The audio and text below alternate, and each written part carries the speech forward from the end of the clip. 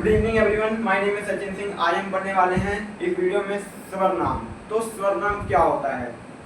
स्वरनाम वह शब्द होते हैं जो संज्ञा के स्थान पर प्रयोग किए जाते हैं। जैसे कि आपने कई बार देखा होगा, जब हम किसी व्यक्ति से बात कर रहे होते हैं तो उसका नाम लेने के बजाय हम उससे तुम या आप में बात करते हैं, तो वही स्वरनाम कहलाता है ना। जैसे मान लो मैं किसी व्यक्ति से बात कर रहा हूँ, उसका नाम अंकित है, तो मैं बार बार अंकित बोलने के बजाय उससे तुम या आप में बात करूंगा, तो वही है। यहाँ मैं स्वरनाम का प्रयोग कर रहा हूँ बजाय संज्ञा के। यानी संज्ञा में क्या होता था कि हम नाम का प्रयोग करते थे, स्वरनाम यानी तुम, आप, वह, ये आ जाते हैं, तो इनको बोलते हैं स्वरनाम। जो जहाँ पे जो संज्ञा के स्थान पर प्रयोग किए जाए उन्हें हम स्वरनाम कहते हैं। अब स्वरनाम के 6 भेद होते हैं, जिसमें से पहला है अनिश्चयवाचक स्वरनाम। अब अनिश्चयवाचक स्वरनाम क्या होता है? देखो, नाम से पता लग रहा है अनिश्चय, यानी जो चीज निश्चित नहीं है, यानी जो चीज कंफर्म नहीं है, उसको हम अनिश्चयवाचक सर्वनाम बोलते हैं। तो हम लिखेंगे इसको,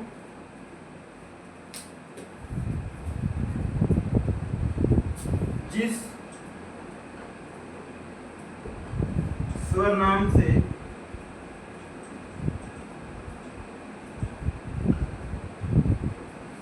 किसी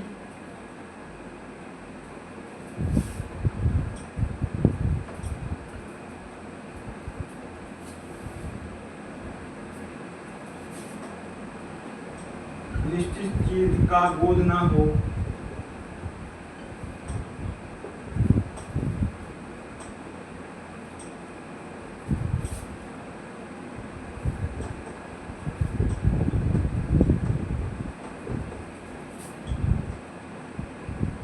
होता है, उसे अनिश्चय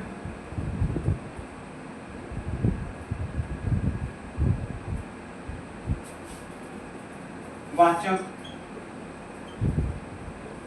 स्वरनाम कहते हैं।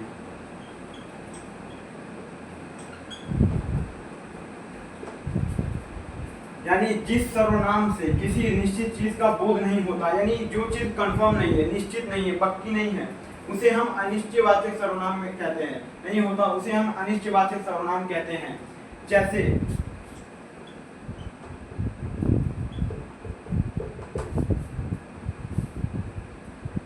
कोई कुछ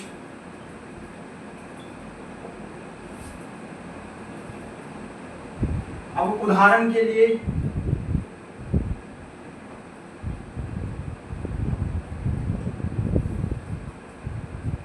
जैसे कि मान लो आपके घर पे कोई आया, वो उसने डोरबेल बजाई, तो ना घर के बाहर की घंटी बजाई, तो मम्मी ने कहा कि जाके दरवाजा खोल दे, कोई आया है। अब कौन आया है ये कंफर्म नहीं है, पर कोई आया है। तो उदाहरण के लिए जैसे कोई आया है,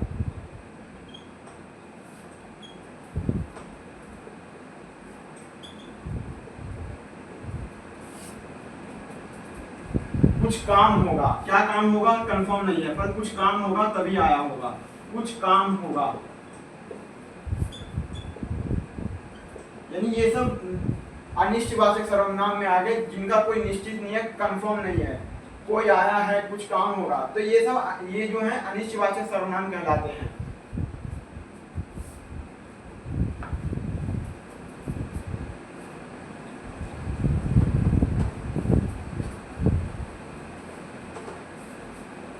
दूसरा जो हमारा भेद है वह है निश्चयवाचक सर्वनाम।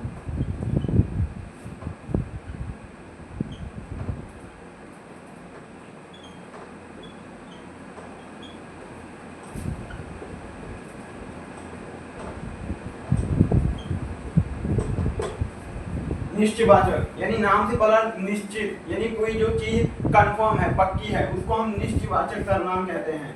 अब हम इसको लिखेंगे कैसे? जिससे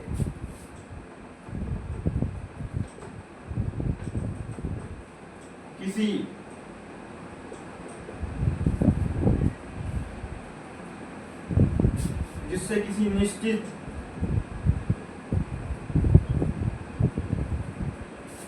वस्तु का बोध होता हो बोध होता हो उसे निश्चय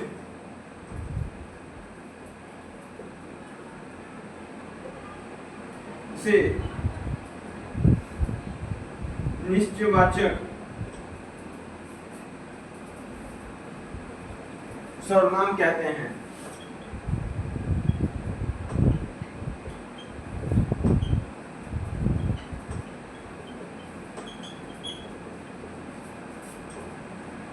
जैसे यह मेरा, वह आदि। निश्चयवाचक सर्वनाम जिससे किसी निश्चित चीज का बोध हो, यानी निश्चित यानी पक्की है, यानी कंफर्म है, का बोध होता है, उसे निश्चयवाचक सर्वनाम कहते हैं। जैसे ये, अब ये मेरा पेन है, इसको मतलब ये मेरा पेन है। वह मेरा दोस्त है, यानी वह मेरा दोस्त है, यानी निश्चित है कि वह मेरा दोस्त है। ये मेरा पेन है ना। तो ये था निश्चयवाचक सर्वनाम।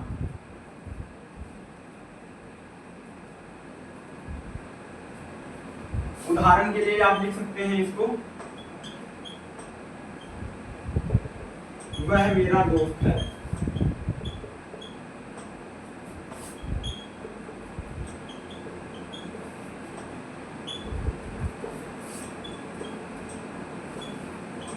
ये मेरा घर है।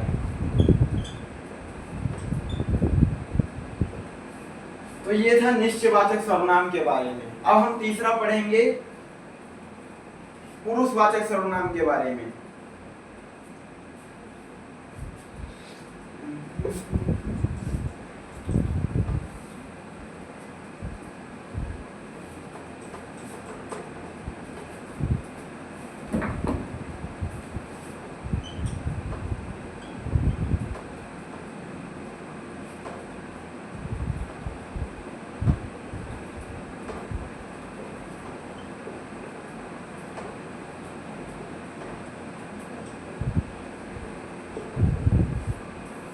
पुरुषवाचक सर्वनाम आपने इंग्लिश में कई बार सुना होगा, फर्स्ट पर्सन, सेकंड पर्सन या थर्ड पर्सन।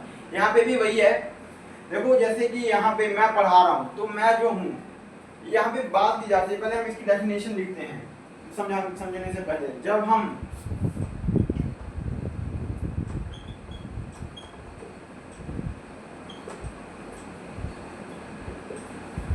हम अपने दोस्त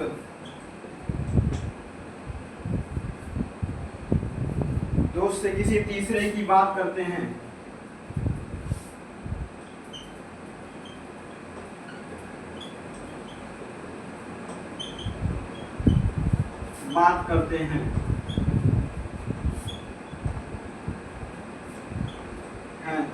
तो वह पुरुषवाचक सर्वनाम कहलाता है।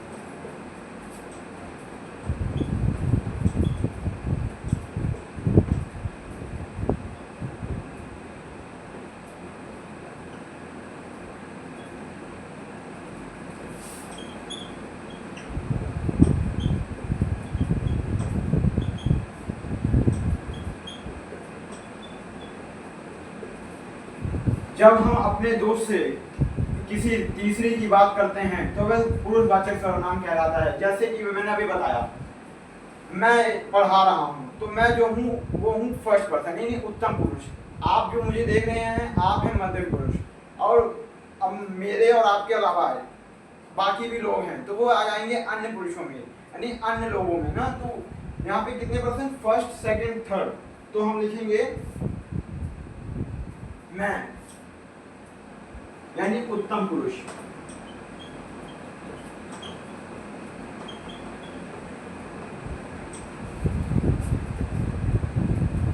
तुम, यानी मध्यम पुरुष।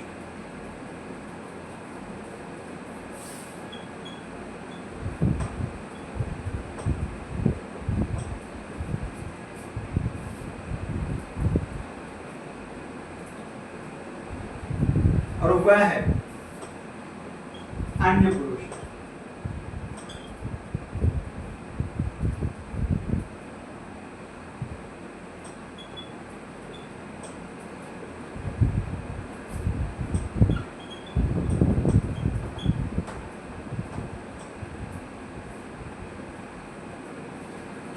पुरुषवाचक सर्वनाम, जब हम अपने दोस्त से किसी तीसरे की बात करते हैं तो वह पुरुषवाचक सर्वनाम कहलाता है। यानी हमने देखा होगा ना, कई बार दो दोस्त होते हैं, एक तीसरे दोस्त की चुगली कर रहे होते हैं, तो जो चुगली कर रहा होता है वो तो होता है उत्तम पुरुष, और जो सुन रहा होता है वो होता है मध्यम पुरुष, और जिसके बारे में चुगली हो रही होती है वह कहलाता है अन्य पुरुष। यानी जब कोई दो किसी तीसरे की बात करते हैं तो वह पुरुषवाचक सर्वनाम कहलाता है।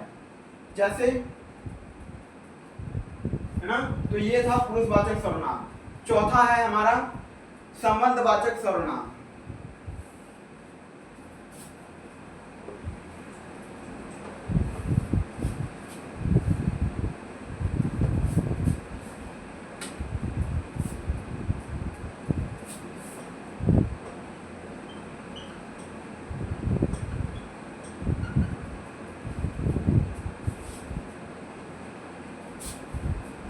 संबंधवाचक सर्वनाम,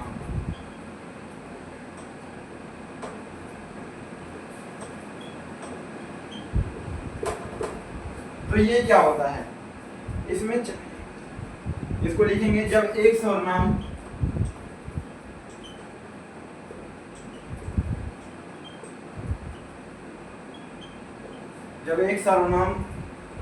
दूसरे सर्वनाम के साथ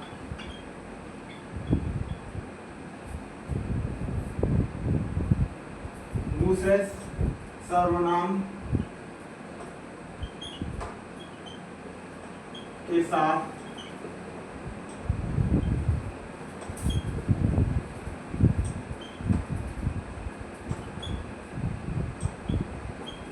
संबंध बनाता है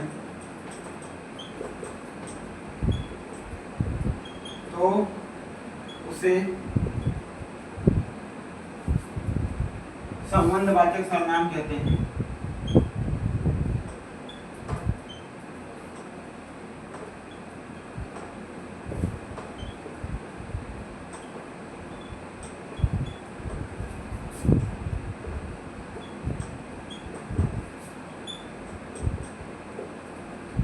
जब एक सर्वनाम दूसरे सर्वनाम के साथ संबंध बनाता है तो उसे हम संबंधवाचक सर्वनाम कहते हैं। जैसे उदाहरण के लिए,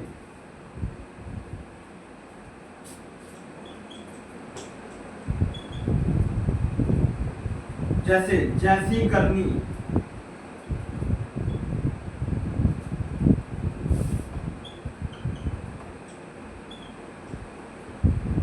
वैसी भरनी।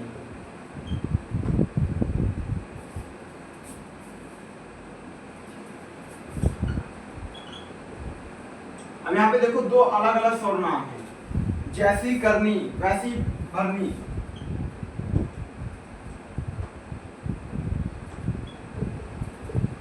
और दोनों अलग अलग सर्वनाम हैं, पर दोनों का आपस में कहीं ना कहीं संबंध है। जैसी करनी, वैसी भरनी, दोनों आपस में संबंध बना रहे हैं, तो इसलिए इसको हम बोलते हैं संबंधवाचक सर्वनाम। अब एक और एग्जांपल, जो सोएगा,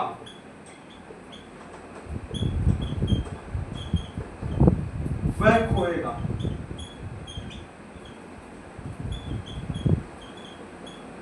यानी जो सोएगा वह खोएगा, ये दोनों अलग अलग हैं, पर आपस में इनका कहीं ना कहीं संबंध है, दोनों आपस में संबंध बना रहे हैं, इसलिए हम इनको बोलते हैं संबंधवाचक सर्वनाम।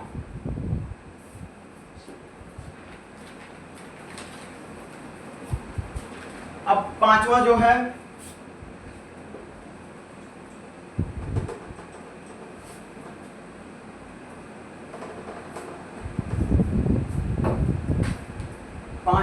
वो है निजवाचक सर्वनाम।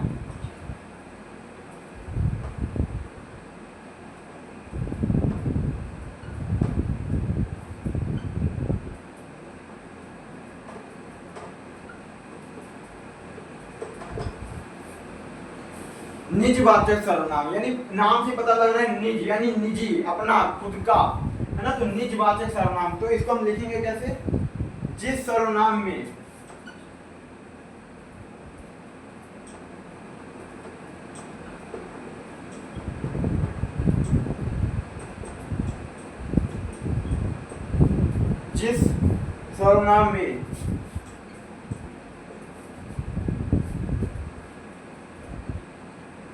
निजी निजीपन जैसा प्रतीत हो,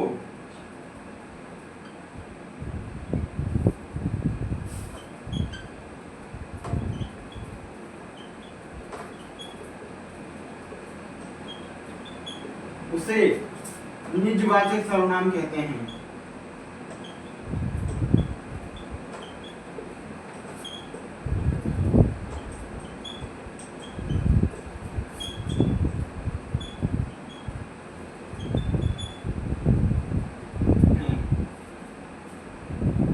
जैसे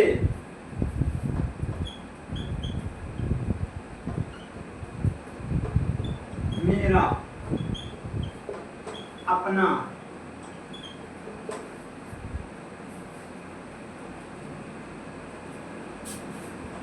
आप,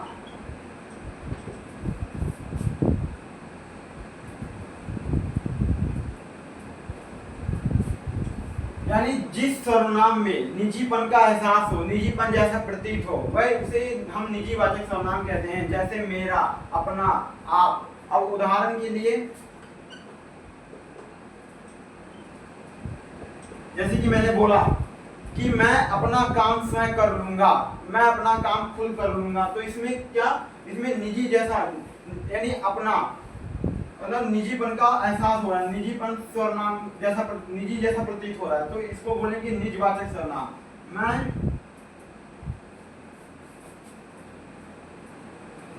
अपना काम स्वयं कर लूंगा, मैं अपना ख्याल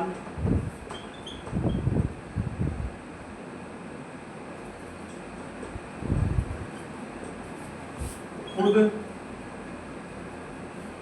रख सकता हूं।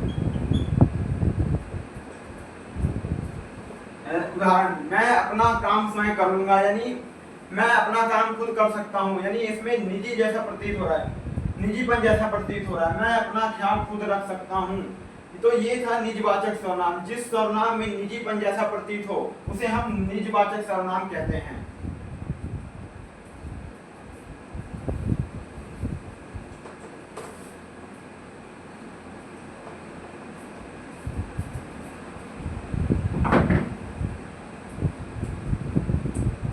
अब छठा है प्रश्नवाचक सर्वनाम।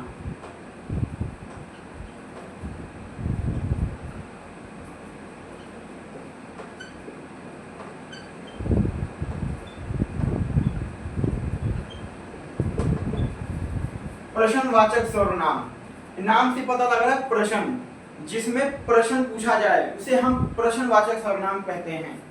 तो हम लिखेंगे जहां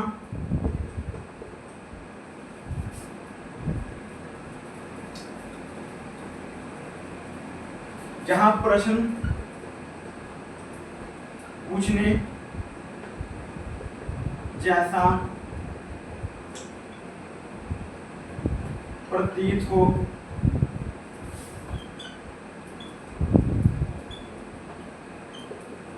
उसे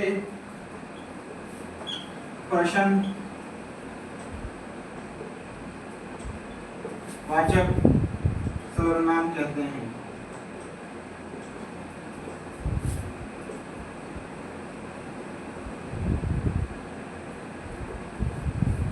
जहां प्रश्न पूछने जैसा प्रतीत हो उसे प्रश्नवाचक सर्वनाम कहते हैं। जैसे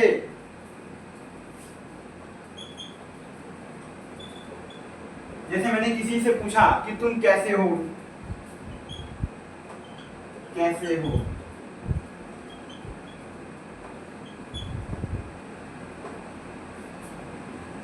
कैसे हो, तुम क्या कर रहे हो,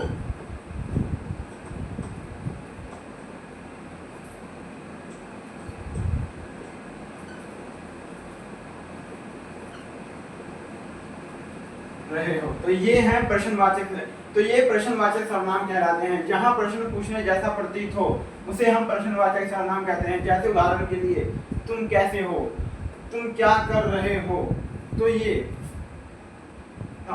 तो ये थे सर्वनाम के 6 भेद। जिसमें से पहला था अनिश्चयवाचक सर्वनाम, जिसमें कोई भी चीज निश्चित नहीं, कंफर्म नहीं होती थी। दूसरी थी निश्चयवाचक सर्वनाम, जिसमें निश्चित ही होता था, यानी पक्का, यानी कंफर्म होता था।